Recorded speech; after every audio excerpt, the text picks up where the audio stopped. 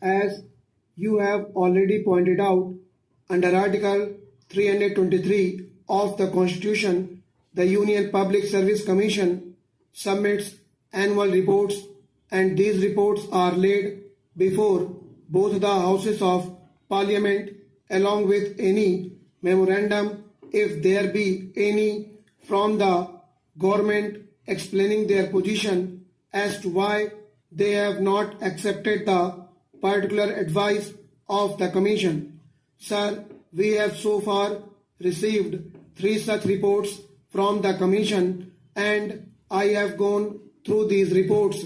Sir, the general impression that I have gathered after going through these 3 reports is that apart from the fact that there have been cases of non-acceptance of the Commission's advice in many important matters, there are, sir, very serious irregularities committed by the executive government in the matter of appointments to the civil posts and the civil services. If you permit me, sir, I may add that I have found that there are occasions when the government has even bypassed the Houses of Parliament in their anxiety to provide for their favourites. Sir, under Article 320 of the Constitution, as you have already pointed out, the recruitments to civil posts and the civil services are to be made by the Union Public Service Commission. There are 2 basic ideas underlying this system of recruitment to the civil services adopted in our Constitution. Firstly, we desire that all eligible persons to a particular post should be entitled to enter into a fair and free competition to get that job. Secondly, we want to avoid all elements of patronage in the matter of appointments to our civil services.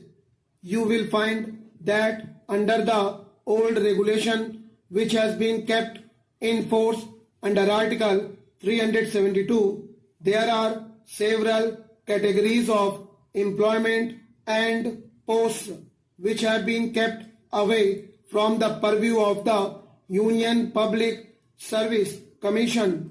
One of these categories is temporary appointments lasting for less than a year. I maintain from a review of all these reports that the government has abused this power of temporary appointments. The government has used it as a shield to bestow all kinds of patronage.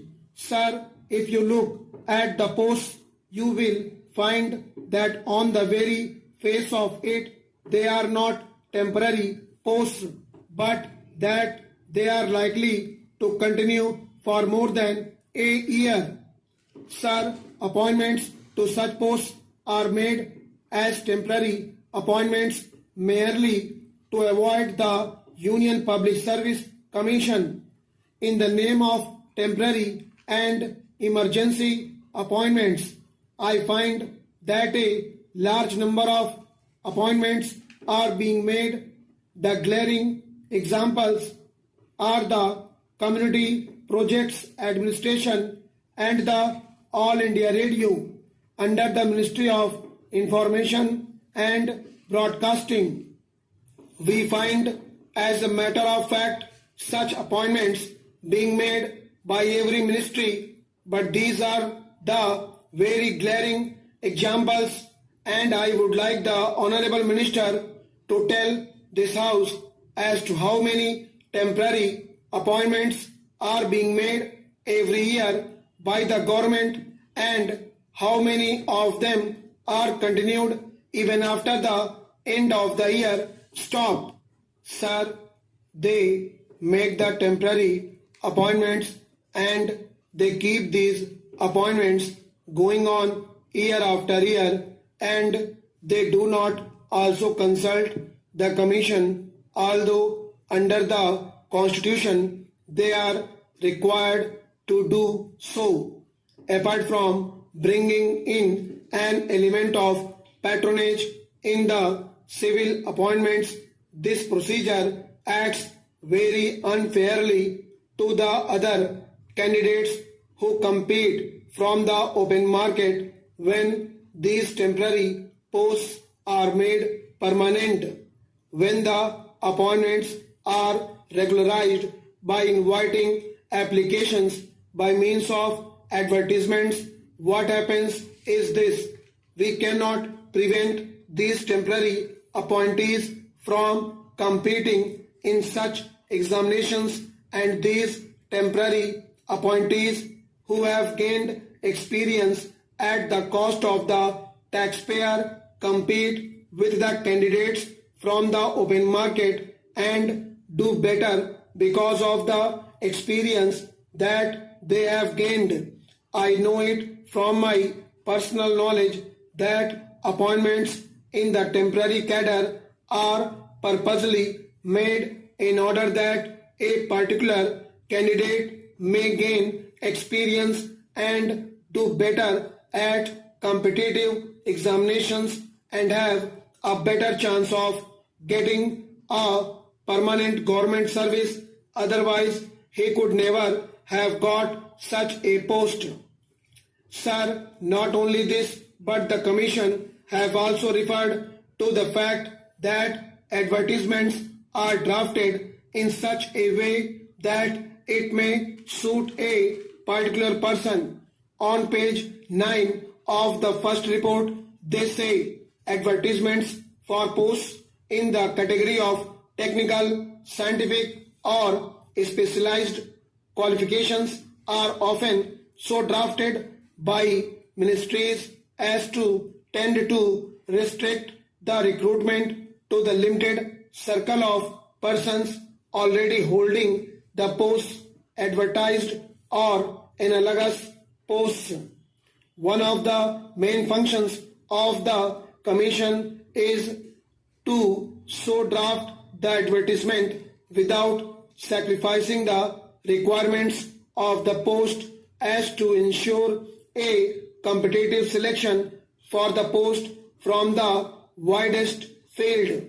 I have looked into the regulations and the method by which the Public Service Commission works in UK. There, the ministries merely inform the Service Commission that they want such a post to be filled with a person of such and such qualifications. The advertisement is drafted by the Service Commission and not by the ministries as is done here. Here, government are anxious to bestow patronage and therefore it is that they want to avoid going to the Public Service Commission and continue to make these temporary appointments and draft the advertisements themselves. I find from the report that as early as January 2001, the Commission submitted their proposals to the government as to how the existing regulations should be remodeled so that each case should come under the purview of the Union Public Service Commission. Now the government has not taken any decision in this matter.